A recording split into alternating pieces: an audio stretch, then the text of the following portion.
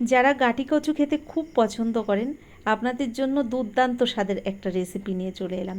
নিরামিষ যে কোনো দিনে আপনারা কিন্তু এই রেসিপিটি বানিয়ে দেখতে পারেন। ছোলার ডাল দিয়ে গাটি কচুর এই রেসিপি অপূর্ব স্বাদ, ভাত রুটি পরোটা সব কিছুর সঙ্গে জমে যায়। তো দেখে নিন আমি কী করে এই রান্নাটা করলাম। সঙ্গে থাকুন, দেখতে থাকুন, আশা করছি ভালো লাগবে।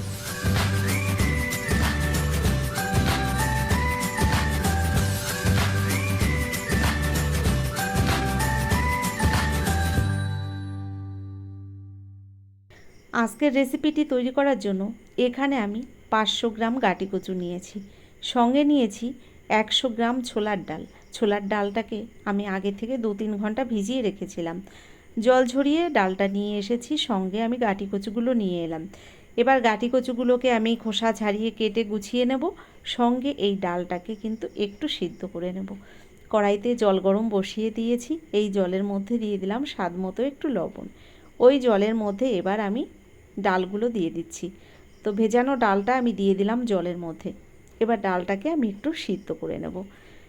নমস্কার বন্ধুরা, কেমন আছেন সবাই? নিশ্চয়ই সবাই ভালো আছেন, আমিও ভালো আছি। টিয়ার রান্নাঘর থেকে আমি তন্দ্রা। আজ নিয়ে এলাম গাটি কচু দিয়ে ছোলার ডালের রেসিপি। দেখতে থাকুন আমার সম্পূর্ণ ভিডিওটি, আশা করছি আপনাদের ভীষণ ভালো লাগবে। আর ভিডিওটি দেখতে দেখতে যদি আপনাদের কোনো অংশ ভালো লেগে যায় অবশ্যই একটা লাইক দিয়ে, যারা এখনও আমার চ্যানেলটিকে সাবস্ক্রাইব করেননি অবশ্যই আমার চ্যানেলটিকে সাবস্ক্রাইব করে আমার পাশে থেকে যাবেন। ধন্যবাদ। দেখুন আমি কি করে রান্নাটা করি। ডালটা এদিকে সিদ্ধ হচ্ছে আর এদিকে আমি গাটি কচুগুলো কেটে গুছিয়ে নিচ্ছি। আপনাদের দেখাচ্ছি ডালটা কী অবস্থায় আমি নামিয়ে নেব। তো এখানে ডালটা সিদ্ধ হয়ে গেছে, এবার আমি একবার চেক করে দেখব। তো এখানে আমি কিছু সময়ের জন্য ডালটা ঢেকে দিয়েছিলাম সিদ্ধটা যাতে ভালো হয়। দেখুন হাতের মধ্যে নিয়ে আমি একটু এভাবে চেপে দেখলে ডালটা কিন্তু সুন্দর সিদ্ধ হয়ে গেছে। বুঝতে পারছেন আপনারা, প্রচণ্ড গরম, আমি হাত দিতে পারছি না। যাই হোক, আপনারা দেখে ঠিক বুঝতে পেরেছেন আমি কী অবস্থায় ডালটা নামিয়ে নিলাম। ডালটা কিন্তু সুন্দর সিদ্ধ হয়ে গেছে। এবার ডালটাকে আমি নামিয়ে নিচ্ছি। ডালটাকে নামিয়ে নেওয়ার পরে এক এক করে আমি রান্নাটা করে নেব। তো এই রেসিপিটি আমার মনে হয় এর আগে আপনারা কখনো খাননি। একবার এভাবে বাড়িতে বানিয়ে দেখবেন, নিরামিষ দিনে এত ভালো হয় খেতে কি বলবো। এখানে দেখুন আমি ডালটা তো সিদ্ধ করে নিয়েছি, সঙ্গে গাটি কচুগুলো কিন্তু এভাবে কেটে নিয়েছি, মাঝখানে এক টুকরো করে আমি এভাবে কেটে নিয়েছি। এদিকে গ্যাসের উপর আমি কড়াইটা পরিষ্কার করে গরম বসিয়ে দিয়েছি। কড়াইটা গরম হয়ে গেছে, কড়াইয়ের মধ্যে দিয়ে গেলাম পরিমাণ মতো সর্ষের তেল। ওই তেলের মধ্যে দিয়ে দিলাম আমি অল্প পরিমাণে হলুদ আর একটু লবণ। তেলটাকে গরম করে নিয়েছি। এই তেলের মধ্যে এবার আমি গাটি কচুগুলো ভালো করে ভেজে নেব। দেখুন এখানে আমি ভালো করে ধুয়ে রাখা গাটি কচুগুলো তেলের মধ্যে দিয়ে দিলাম। নেড়ে চেড়ে সুন্দর করে গাটি কচুগুলো প্রথম ভেজে নিতে হবে। তো এভাবে নেড়ে চেড়ে আমি সুন্দর করে গাটি কচুগুলোকে ভেজে নিচ্ছি। 70% ভাজা হয়ে গেলে আমি গাটি কচুগুলোকে নামিয়ে নেব। আমরা গাটি কচু দিয়ে বিভিন্ন ধরনের রেসিপি বাড়িতে বানিয়ে থাকি। অনুরোধ করব আপনারা যদি এই রেসিপিটি কখনও না খেয়ে থাকেন একবার হলেও বাড়িতে বানিয়ে দেখবেন আমার কথা শুনে। আমি বাড়িতে বানানোর পরে আমার বাড়ির প্রত্যেকে এতটা পছন্দ করেছে রান্নাটা যে পরের দিন আমাকে আবার এই রান্নাটা করতে হয়েছে। দেখুন এখানে আপনাদের দেখাচ্ছি 70% মতো আমি সিদ্ধ করে নিয়েছি, মানে ভাজতে ভাজতেই সিদ্ধ হয়ে গেছে। এবার আমি এই কচুগুলোকে নামিয়ে নিচ্ছি। কচিগুলো নামিয়ে নেওয়ার পরে ওই তেলের মধ্যেই আমি বাকি রান্নাটা করে নেব। দেখুন গাটি কচুগুলো ভেজে আমি নামিয়ে নিয়েছি। কড়াইতে যে তেল রয়েছে ওই তেলের মধ্যে আমি দিয়ে দিলাম ফোড়নে কিছুটা জিরে, সঙ্গে দিয়ে দিলাম একটা শুকনো লঙ্কা। শুকনো লঙ্কা আর জিরেটাকে একটু আমি নেড়েচেড়ে ভেজে নিয়ে এর মধ্যে বাকি মশলাগুলো অ্যাড করে দেব। দেখুন ফোড়নটা একটু ভাজা হয়ে গেছে। এবার এর মধ্যে দিয়ে দিচ্ছি আমি 1 চামচ আদা আর কাঁচা লঙ্কা বাটা, আমি একসঙ্গেই বেটে নিয়েছি। তো আদা কাঁচা লঙ্কা আমি 1 চামচ এখানে দিয়েছি। তেলের মধ্যে আমি মশলাটা দেওয়ার পরে এভাবে একটু নেড়েচেড়ে ভেজে নিলাম। এবার দেখুন মশলাটাকে একটু ভেজে নেওয়ার পরে এর মধ্যে দিয়ে দিলাম একটা টমেটো থেকে অর্ধেকটা টমেটো। এখানে টমেটোটা দেওয়ার পরে আমি এভাবে মশলার সঙ্গে কিন্তু কষিয়ে নিচ্ছি। এবার দিয়ে দিচ্ছি 1 চামচের 3 ভাগের 1 ভাগ জিরের গুঁড়ো, 1 চামচের 3 ভাগের 1 ভাগ ধনিয়া গুঁড়ো, সঙ্গে দিয়ে দিলাম হাফ চামচ পরিমাণে লঙ্কার গুঁড়ো। এবার একটু জল দিয়ে মশলাটাকে কষিয়ে নেব। বন্ধুরা, আমি এখানে রান্নাটা নিরামিষভাবে করেছি, আপনারা চাইলে কিন্তু এখানে পেঁয়াজ রসুন ব্যবহার করতে পারেন। তো আমি সম্পূর্ণ নিরামিষভাবেই রান্নাটা করেছি, সেটাই আপনাদের সঙ্গে শেয়ার করলাম। এবার দিয়ে দিলাম স্বাদ মতো লবণ, পরিমাণ মতো দিয়ে দিচ্ছি আমি এখানে হলুদ গুঁড়ো। লবণ হলুদটা দেওয়ার পরে মশলাটাকে আমি বেশ কিছুক্ষণ হালকা আঁচে কষিয়ে নেব। দেখুন, এভাবে আমি মশলাটাকে কিছুক্ষণ টাইম ধরে কষিয়ে নিচ্ছি। আপনারা নিশ্চয়ই দেখে বুঝতে পারছেন কালারটা কি দারুণ এসেছে, আর ওপর দিয়ে তেল ছেড়ে দিয়েছে।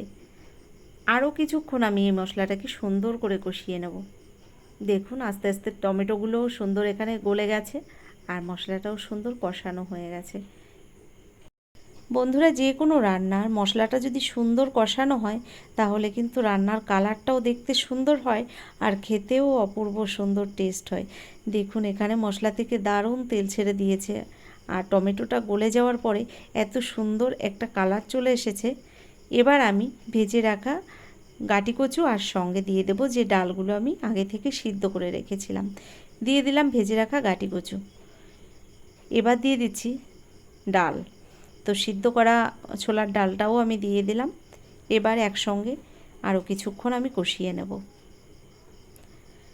তো দেখুন, এবার মশলার সঙ্গে আমি এই গাটি কচু আর ডালটাকেও কিছুক্ষণ কষিয়ে নিচ্ছি। বন্ধুরা, আমাদের বাড়িতে সাধারণত গাটি কচু আমরা চিংড়ি মাছ বা বিভিন্ন ধরনের মাছ দিয়েই রান্না করে থাকি। তবে নিরামিষ দিনে যে এত অপূর্ব সুন্দর একটা রান্না করে নেওয়া যায়, এই রান্নাটা না করলে আমি নিজেই বুঝতে পারতাম না কখনো। এই রান্নাটা কিন্তু আমি কারোর দেখে করিনি, আমি নিজের মতো করেই রান্নাটা করেছি।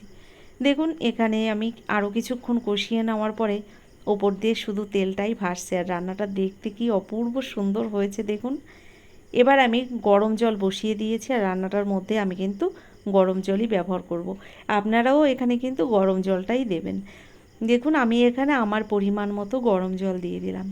তো আপনারা যে পরিমাণে ঝোলটা রাখতে চান সেই অনুযায়ী গরম জলটা দিয়ে দেবেন।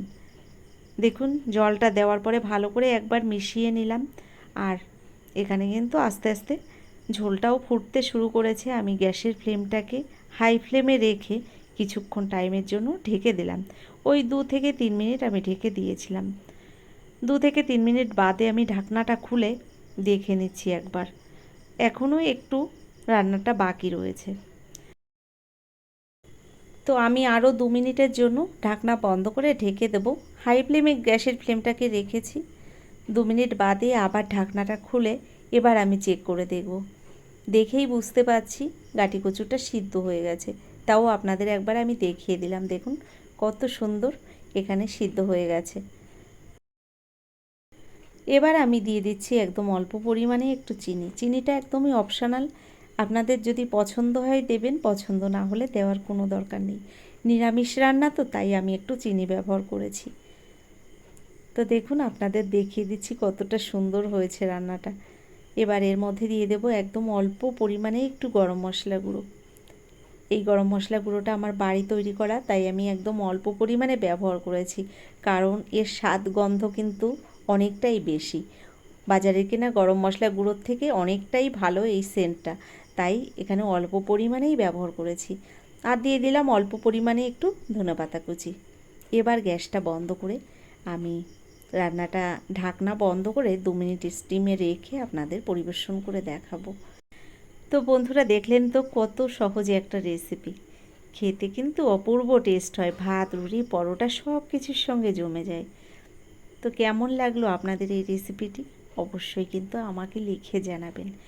যদি আমার এই রান্নার রেসিপিটি আপনাদের ভালো লেগে থাকে, এখনও একটা লাইক দিতে ভুলে গেছেন, অনুরোধ করব একটা লাইক দিয়ে যারা এখনও আমার চ্যানেলটিকে সাবস্ক্রাইব করেননি অবশ্যই আমার চ্যানেলটিকে সাবস্ক্রাইব করে আমার ভিডিওর পাশে থাকা বেল আইকনটি ক্লিক করে নোটিফিকেশানটা অল করে দেবেন। তাহলে কি হবে, আমার ভিডিও আপলোড করার সঙ্গে সঙ্গে তার নোটিফিকেশানটা আপনার কাছে পৌঁছে যাবে, আর আপনি আপনার টাইম মতো ভিডিওটা দেখে নিতে পারেন।